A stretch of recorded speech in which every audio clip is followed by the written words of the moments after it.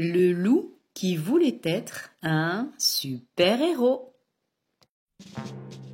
Un matin, en se regardant dans son miroir, Loup eut une idée. Et s'il devenait un super-héros? Ce serait fantastique, s'écria Loup. J'aurais un joli costume, je sauverais les gens et tout le monde m'adorerait. Au fond de lui, Loup se disait aussi que sa louve chérie serait très fière de lui. Pour devenir un super-héros, il faut un super nom. Comment vais-je m'appeler? Spider-Loup? Non, je déteste les araignées. Bat-Loup? Super-Loup? Trop banal. Je sais. Moi, je serai super extra fabulou. Pour devenir un super-héros, il faut un super costume. Loup alla frapper chez Demoiselle Yeti, c'était une couturière hors pair. Bonjour Titi, la salua Loup. Peux-tu me fabriquer un costume de super-héros, s'il te plaît? Toi, un super-héros? Le taquina Demoiselle Yeti. Et quels sont tes super-pouvoirs? Loup réfléchit un moment, puis il répondit. Je ferai tellement rire les méchants qu'ils ne pourront plus se battre et je les vaincrai facilement.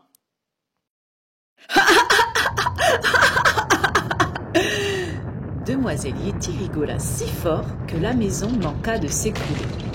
Un peu inquiet, Loup se dit qu'il devait apprendre à contrôler son super pouvoir pour ne mettre personne en danger. Tout en pleurant de rire, Demoiselle Yeti confectionna à Loup un costume super époustouflant, avec des ailes intégrées au cas où il aurait besoin de voler. « Avec toi, on ne sait jamais !» dit-elle. Avec son masque et sa cape assortie, Loup était vraiment super beau.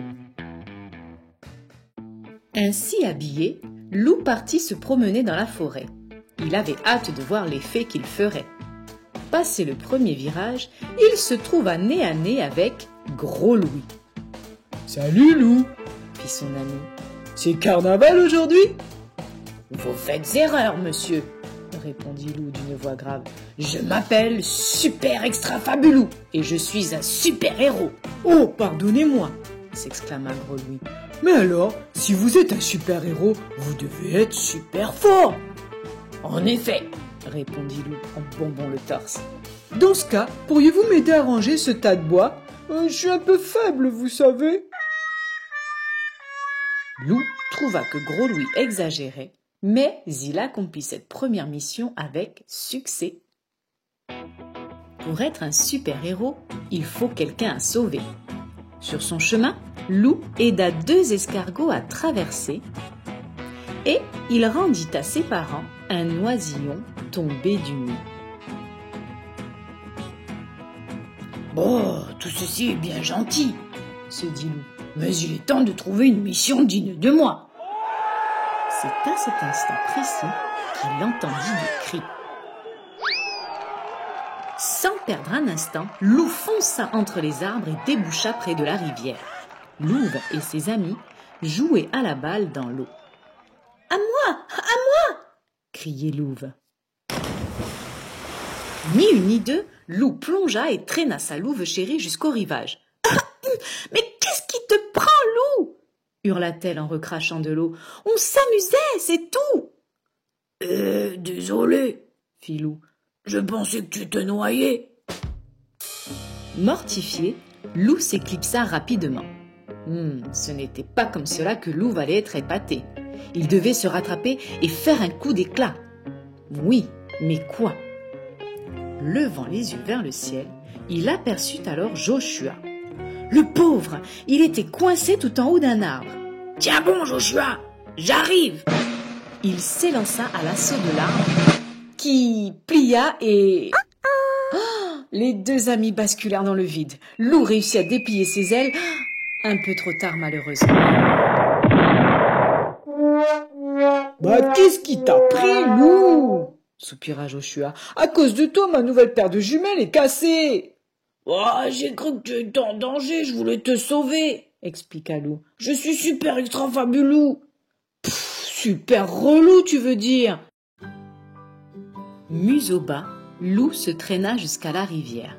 Il en avait assez de jouer les super-héros, c'était un vrai fiasco. Près de l'eau, la barque de Gros Louis se balançait doucement. Lou se glissa à l'intérieur et il s'endormit aussitôt. Bien mal lui en prit. Pendant qu'il dormait, le vent se leva et entraîna le petit bateau mal attaché dans le courant. Lou fut réveillé en sursaut. Prise de folie, la barque tournoyait dans tous les sens. Oula, il était dans un sacré pétrin cette fois. Sur la rive, ses amis paniqués l'appelaient. Lou, Lou. Ah, misère, il n'a pas de rame, se désola Lou. Et il y a une chute d'eau juste après ce bouquet d'arbres, il va se noyer, il faut l'aider. Comment? Fit Valentin. Il est bien trop loin. Mais Louve s'était déjà élancée. Rapide comme l'éclair, elle fila le long de la rive et avec agilité, elle escalada un arbre et attendit que l'embarcation passe au-dessous. Elle se laissa ensuite tomber et atterrit sur Lou. « Mais qu'est-ce que tu fais ici ?» cria Lou ébahi. « Je viens te sauver, voyons !»